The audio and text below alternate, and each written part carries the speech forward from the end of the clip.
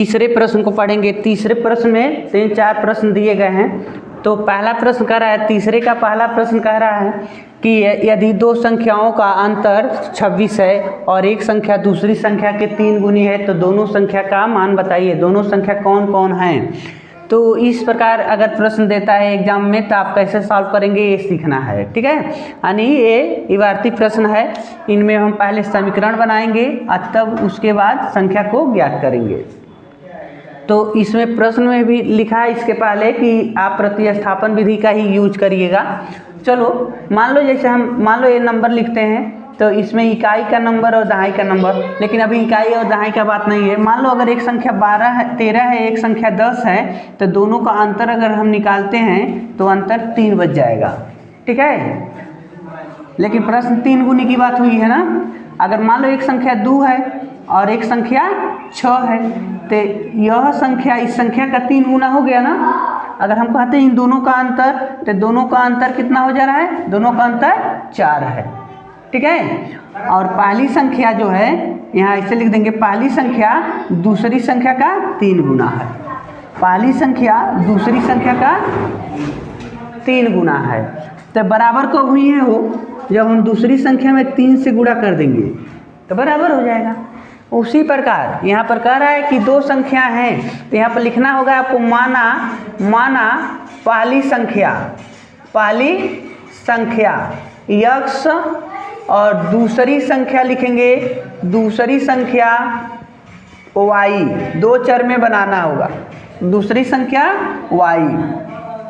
प्रश्नानुसार प्रश्न कह रहा है बाबू, प्रश्न आपका कह रहा है कि दोनों का अंतर माने घटाना। कोनो संख्या एक बढ़ रहा होगा, कोई एगो छोटा रहा होगा, तभी हम घटाएंगे तो 26 मिलेगा। यानी x में जब हम y को घटाएंगे तो इसका मान 26 हो जा रहा है। प्रश्न कर रहा है बड़ी संख्या में छोटी संख्या को घटाएंगे तो 26 के बराबर हो जाता है। तो इस टाइप हम नोट कर दिए। पुनः कह रहा है कि बड़ी संख्या दूसरी वाली संख्या छोटी वाली संख्या का 3 गुना है।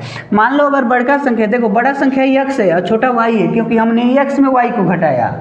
तो बड़े संख्या में ना छोटे संख्या को घटाते हैं तो x बड़ी संख्या है, यानी x जो है y का 3 गुना है। x बढ़ान है किससे, y का। मान लो जैसे हमने लिखा 6 2 का 3 गुना है। 6 बड़ा है किससे, 2 से। तो यहाँ पर x बड़ा है किससे, y से। क गुना, 3 गुना। तो जैसे अगर मान लो यह नंबर इस नंबर का 3 गुना है, हम चाह रहे हैं कि दोनों बराबर हो जाए, तो दोनों बराबर करने के लिए इस वाले नंबर में हम 3 से गुणा करेंगे। तो उसी प्रकार यह इससे 3 गुना है, हम चाहते हैं कि दोनों बराबर हो जाए तो हम इनमें 3 से गुणा कर देंगे, तब हो गया x y का 3 गुना हो गया। तो इस तरीका से अब इसको इधर ले जाने की जरूरत नहीं, यहीं पर लिख दो समीकरण नंबर 2, क्योंकि प्रतिस्थापन का ना यूज करना है। तो x का मान क्या है 3y, और x का मान 3y उठाकर समीकरण 1 में रख दो, प्रतिस्थापन करना है ना। तो आपको लिखना है समीकरण 1 में समीकरण 2 का मान रखने पर तो देखो बाबू x माइनस वाई बराबर 26 है, तो समीकरण 1 है। तो x के स्थान पर हम क्या लिखने वाले हैं 3y और माइनस y बराबर 26। 3y में एक y घटा दो तो यहाँ बचेगा 2y बराबर 26। तो y का मान हो गया 26/2, तो y बराबर 13। 26 का आधा ना हो गया हो, तो y का मान मिल गया 13। अब देखो बाबू y का मान समीकरण 2 में रखने पर, अगर हम 2 में रख देते हैं, 2 का देखो x बराबर 3y ना है, तो हम रखते हैं x बराबर 3y। तो x बराबर 3 गुणे 13, तो x बराबर 13 3 39। अब देखो पहली संख्या माने थे ना, पहली संख्या x, तो x का मान है 39, दूसरी संख्या y, तो y का मान है 13। तो यही दोनों संख्या ज्ञात करना था, हम लोग प्राप्त कर लिए। कह रहा है कि दो समपूरक कोण में बड़ा कोण जो है छोटे कोण से 18 डिग्री अधिक है। तो दोनों कोण ज्ञात करिए। सबसे बड़ी बात है समपूरक कोण है क्या। तो दो प्रकार के कोण होते हैं, एक होता है कोटि पूरक और एक होता है यहाँ हटा देंगे समपूरक, ठीक है। तो इसमें होता है कि अगर दो कोण को जोड़ते हैं, दो कोण है जिसको जोड़ेंगे तो 90 के बराबर हो जाए तो कोटि पूरक कहलाता है। अगर यही दोनों कोण जोड़ते हैं, इसका योग 180 होता है तो समपूरक कोण कहलाते हैं, ठीक है, समपूरक कहलाते हैं। तो यहाँ पर यह वाला दो कोण दिया है, तो कह रहा है कि दोनों को मतलब दोनों में से एक कोण एक से बड़े वाले से छोटे वाले से एक 18 अधिक है, बड़ा वाला छोटे वाले से 18 अधिक है। तो कह रहा है कि दोनों कोण बताइए कि कितने कितने डिग्री के कोण हैं, ठीक है। तो देखो बाबू यहाँ लिखेंगे कि माना बड़ा कोण बड़ा जो कोण है यक्स है, यक्स डिग्री का है। पहले यक्स, पहले तो हमको छोटा लिखना चाहिए ना, पहले हम लिखेंगे छोटा कोण यक्स डिग्री का मान लो है, ठीक है। तो बड़ा वाला जो है यक्स प्लस 18 है। अगर विलोपन मतलब दो समीकरण बनाना चाहते हैं तो ऐसा नहीं लगाना है, समीकरण नहीं तो वो बनाना चाहते हो तो इसी पर आंसर हो जाएगा। चलो इसी पर लगा देते हैं। अभी हम विलोपन का या दो रैखिक युग्म में भी बना के हम बता रहे हैं। चलो पहला छोटा वाला यक्स डिग्री का हो गया और बड़ा जो है यक्स प्लस 18 का हो गया, क्योंकि छोटे वाले से बड़ा है 18 डिग्री। तो दोनों को जोड़ने पर कितना होना चाहिए, दोनों का योग बराबर 180 है, क्योंकि दोनों समपूरक कोण हैं। तो यक्स प्लस 18 में जब हम यक्स को जोड़ेंगे तो 180 हो जा रहा है।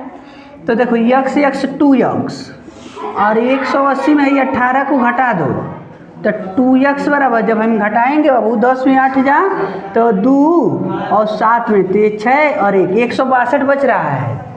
तो यक्स के मान हो गए ना 162 बट्टे में 2, तो यक्स बराबर जब 8 और 1 81 हो गया। देखो एक कोण का मान 81 हो गया और दूसरा कोण तो यक्स का मान मिला हो तो दूसरा यानी बड़का कोण है, तो इसको लिख सकते हैं यक्स प्लस 18। तो यक्स का मान 81 में 18 जोड़ लो तो 8 1 9 9 99 हो गया। यानी लिख सकते हो बड़ा कोण 99 और छोटा कोण बाबू 81 डिग्री। दोनों को जोड़ने पर तो 100 हो ही जाइए। तो इस तरीक़ा से हो गया। लेकिन अगर दो चर में रैखिक समीकरण युग्म का प्रयोग करके लगाते हो तो देखो इसको कैसे मानोगे। अब देखो यहाँ पर दूसरा तरीका से बता रहे हैं। आप लिखेंगे बड़ा या छोटा कोण, बड़ा कोण हो गई नहीं x डिग्री और छोटा कोण y डिग्री, ऐसे लिख दिए। दो चर में हो गया। प्रश्न के मुताबिक प्रश्न कहा है कि छोटा वाला कोण जो ना है, पहले तो इतना जान लो दोनों समपूरक कोण है, तो दोनों समपूरक कोण है तो दोनों का योग 180 होगा। तो आप लिखेंगे प्रश्नानुसार, यानी x अंश और y अंश को जोड़ेंगे तो 180 समीकरण नंबर 1 हो जाएगा, ठीक है। दोनों को जोड़ने पर 180 होना चाहिए क्योंकि ये समपूरक कोण है। दूसरी बात कह रहा है कि बड़का कोण जो है छोटका से 18 अधिक है, तो बड़ा कोण हम क्या लिखे हैं x ना, तो यह y से कितना बढ़ाना है 18 बड़ा है। तो अगर इसमें यानी बड़े कोण में 18 कम कर दे तो y के बराबर हो जाएगा। मान लो हम कहते हैं कि तुम्हारे पास जितना रुपया है ना उससे 18 रुपया ज़्यादा हमारे पास है, तब बताओ हमारे पास कितना रुपया है, तो हमारे पास 28 रुपया है। अगर तुम्हारे पास 10 रुपये है तो हमारे पास 28 रुपये यानी 18 रुपये ज़्यादा है। तो ये बताओ दोनों जने के बराबर कब हुई, या तो इसमें हम 18 जोड़ लें आना तो इसमें से 18 हम घटा दें। अगर इसमें हम 18 जोड़ लेते हैं तो दोनों बराबर हो जाएगा ना हो। तो वही बात, अगर प्रश्न कह रहा है कि यह जो है इससे 18 अधिक है, तो x और y बराबर कब हुई हैं, तो हम क्या करेंगे, हम बराबर यानी छोटा वाले में 18 जोड़ लेंगे तो ये दोनों बराबर हो गया, बराबर हो गया ना। अब आ जाओ y को इधर ट्रांसफर करो, तो x माइनस वाई बराबर 18, इक्वेशन नंबर 2। अगर विलोपन का प्रयोग कर देते हो ना तभी आंसर आ जाएगा। समीकरण 1 और 2 को जोड़ लो, समीकरण 1 प्लस 2 से विलोपन विधि ना है, x प्लस प्रश्न कहा है प्रतिस्थापन का यूज करिएगा, ठीक है, तो प्रतिस्थापन ही लगा देते हैं। तो समीकरण 1 से क्या हो, x प्लस वाई बराबर 180 ना है, तो x बराबर 180 माइनस वाई, समीकरण नंबर, तो इसको उठाकर समीकरण 2 में रख लो। x का मान 2 में रखने पर, तो 2 क्या है ना है, x माइनस वाई बराबर 18, तो x के यहीं पर लिखना है 180 माइनस वाई, यहाँ माइनस वाई है ये बराबर 18, तो 180 माइनस वाई 2y बराबर 18। अब देखो 18 को इधर कर दो और माइनस 2y को इधर कर दो, तो हो जाएगा 180 माइनस 18 बराबर 2y, भाई घटाओगे तो 162 2y, और 2 भाग देगा 162 में, तो y का मान 81 आ गया ना हो बाबू। जैसे यहाँ पर 81 मिला था ना एक कोण, तो यहाँ भी हमको एक कोण 81 मिल गया, और y का मान 3 में रखने पर, 3 में x बराबर देखो 180 माइनस वाई के यहीं पर 81, तो x का मान कितना मिल गया, 10 में 1 जा 9, और यहाँ पर 17 हो गया ना, 17 में 8 9 बच गया। तो देखो एक कोण यह मिल गया, एक कोण यह मिल गया, तो ये बताओ यही तो आंसर आए ना। बड़ा कोण x माने थे तो x के मान 99 हो गया, छोटा y माने थे तो y के मान 81 हो गया। इस तरीक़ा से भी इनको सॉल्व किया जा सकता है, आपको जो सूटेबल लगे उसका यूज कर सकते हैं। चलिए तब तीसरा प्रश्न को देखेंगे। तीसरे में कह रहा है कि एक क्रिकेट टीम के कोच जो है लड्डू पकौड़ी बना दे, शांति से बैठना है। तीसरा प्रश्न बाबू कह रहा है, कह रहा है कि क्रिकेट टीम के कोच ने जब मैच शुरू होने वाला था तब दौड़े जाता है और बैट और गेंदा खरीद कर लाता है, तो 7 बल्ले का मतलब हो गया बैट, तो 7 बैट और 6 गेंद खरीदता है तो 3800 रुपये देना पड़ता है। पुनः बाद में जाता है तो 3 बैट और 5 गेंद खरीद कर लाता है तो 1750 रुपये देता है। तो प्रश्न कर रहा है कि एक गेंद और एक बैट का मूल्य बताइए, एक गेंद और एक बैट कितने रुपए को मिला। तो यहाँ हम लिखेंगे माना एक बैट या बल्ले लिख सकते हैं, बल्ले, ठीक है, एक बल्ले का मूल्य x रुपया में एक बैट खरीदा, और एक गेंद का मूल्य y रुपए में एक गेंद खरीदता है, ठीक है। तो आ जाइए भाई प्रश्नानुसार, पहले राउंड में कितना बैट खरीदा, 7, तो यहाँ लिखेंगे देखो एक बैट का मूल्य है x रुपया, तो 7 बैट का मूल्य हो जाएगा 7x,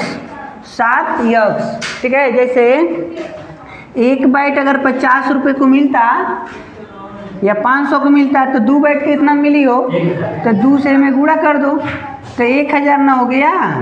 उसी प्रकार एक बैट x रुपया का मिलता है तो 7 बैट 7x, इसी में गेंदा वाला का जोड़ लेना है। कौ गो गेंदा खरीदा, 6 गो, एक गेंदा y रुपया के, तो 6y कुल कितना रुपया जमा किया, 3800 इक्वेशन नंबर 1 हो गया, ठीक है।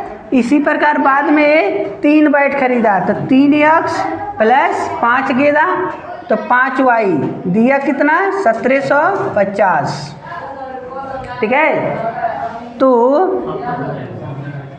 आप प्रतिस्थापन को लगाने को कहा है, तो प्रतिस्थापन लगाएंगे। चलो समीकरण 1 से 7x + 6y बराबर 3800 न है, तो 6y बराबर 3800 माइनस में 7x को पक्षांतर कर दिए, तो y बराबर 3800 माइनस में 7x बट्टे में 6 हो जाएगा। इक्वेशन नंबर 3, ठीक है। अब लिखेंगे y का मान समीकरण 2 में रखने पर, क्योंकि 1 से मान निकाले हैं, तो 2 है 3x + 5y बराबर 1750, तो 3x + 5 गुणे y के जगह पर बाबू लिखना है 3800 माइनस में 7x और बट्टे में 6 बराबर कितना हो 1750 का तिरिया गुणा करेंगे तो 6 त्रिके 18x प्लस इसका गुणा करो तो 5 0 0 लोग हो गए, 5 बटे 40 को 0, 5 3 15 और 15 4 19, ठीक है। और 5 7 35x और बट्टे में 6 होगा, इसको दूसरे पक्ष यानी 1750 में हम 6 से गुणा कर देंगे। 18x में 35x को माइनस कर दो तो -17x बचेगा। 18 में 35 माइनस करेंगे तो -17 और प्लस 19,000 बराबर है, गुणा कर लो तो 6 × 30, 6 × मतलब भाई 0 तो 0 रही है, 6 × 30, 6 7 42 और 3 45, 6 एकम 6 4 10, ठीक है। तो एक काम करो बाबू, इनको इधर करो, इस माइनस में ना है, इनको उधर कर देंगे। अच्छा यही जा रहने दो, 10,500 में 19,000 को माइनस कर दो तो -17x है, तो मान लो यही माइनस करो तो बचेगा 8,500 बचेगा, क्योंकि 10,000 अगर केवल माइनस करते तो 9,000 बचता। अब देखो x लेकिन माइनस में बचेगा, ठीक है, तो इधर से माइनस ये माइनस कट जाएंगे, तो x के मान 8500 बट्टे में 17, तो x बराबर 17 × 85 तो 500, x के मान क्या मिल गया 500, यानी एक बल्ले का मूल्य है 100 रुपया और x के मान 500, तो एक बैट जो है 500 रुपये को मिलता है। अब लिखा जाएगा x का मान 3 में रखने पर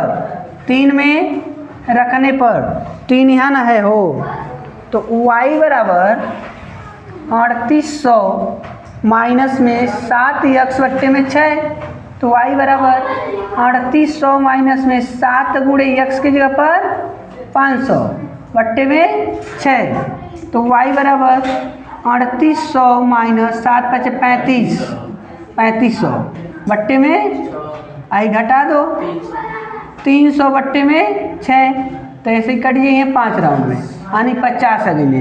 y का मान क्या मिल गया 50। एक गेंदा को रुपये का मिलता है 50 रुपये में, एक बैट मिलता है 500 में और गेंदा 50 रुपया का मिलता है, ठीक है। तो इस तरीक़ा से वो जो कोच था वो जाकर गेंद खरीद लाया और बैट खरीद लाया जिसका मूल्य 500 रुपये और 50 रुपये है। इस तरीक़ा से प्रश्न को सॉल्व करेंगे।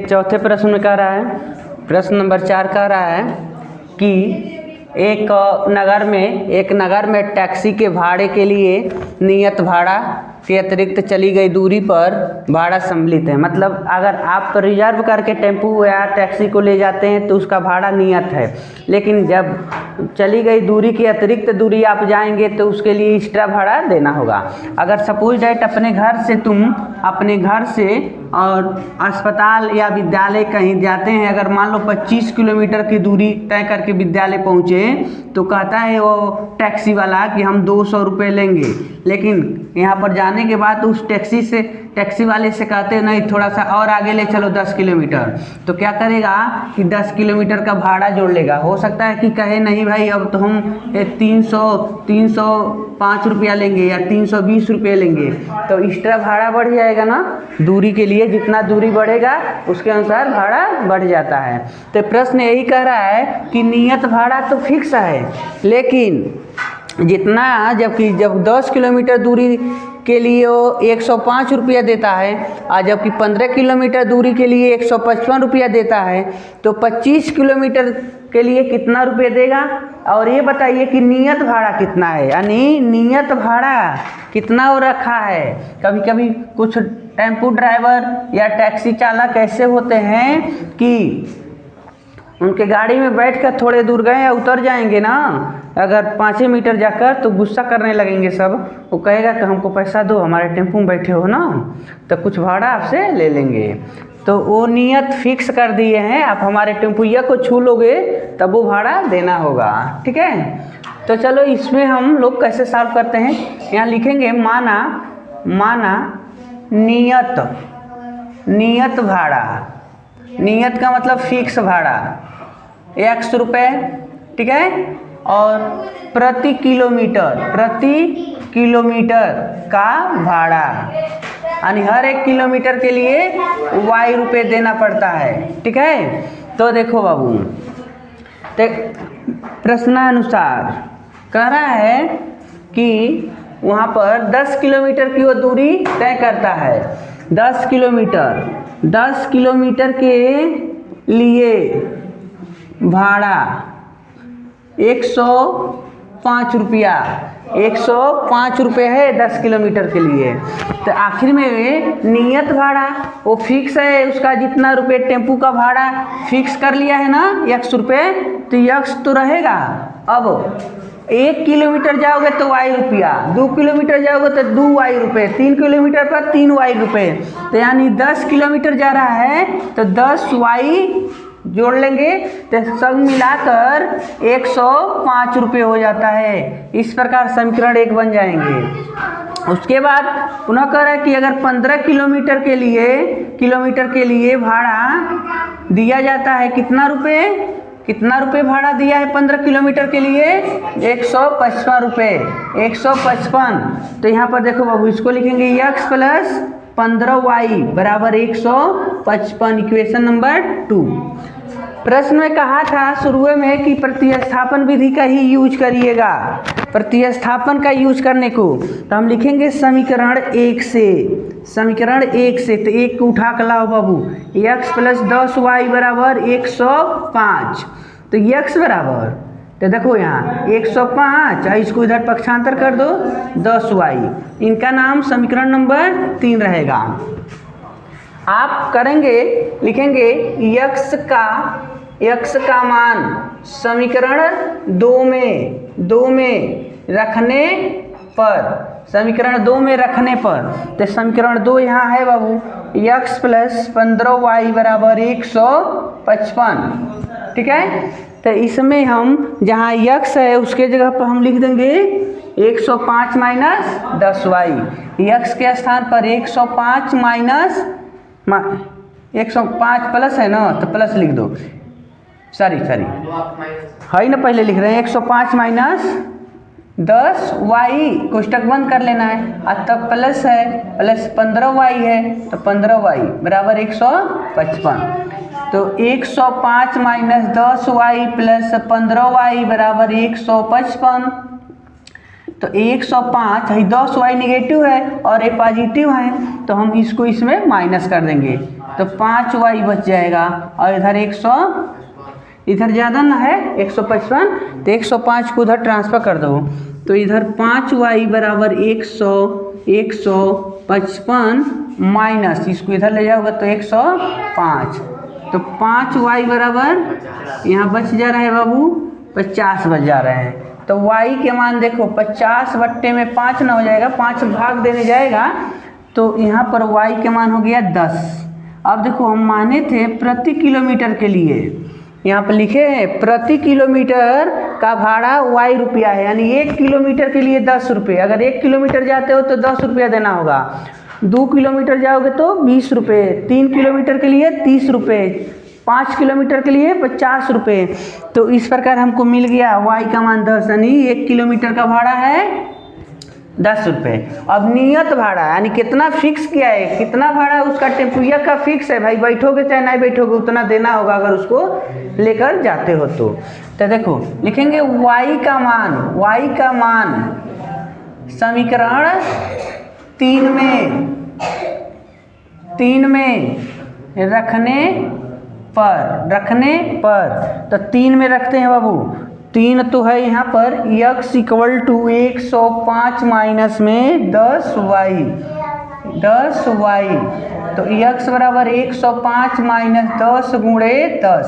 देखो y की जगह पर भी तो हमको 10 लिखना है, तो x बराबर 105 माइनस है 100 हो गया, तो x के मान 5 रुपये, यानी उसका 5 रुपये फिक्स है। उसके टेम्पू पर हाथ रख दोगे ना टैक्सी पर तो कहेगा 5 रुपया दो, तब तो बहुत बढ़िया कमाई बा। केहू लिया के जाए चाहे न जाए, उसका टैक्सी छुएगा तो 5 रुपया वो ले लेगा। ठीक है, तो ये मान लो नियत भाड़ा आपका 5 रुपये हो गया, 5 रुपये, और प्रति किलोमीटर यानी 1 किलोमीटर का भाड़ा जो है 10 रुपये हो गया। इस तरीक़े से आप मान प्राप्त कर लिए।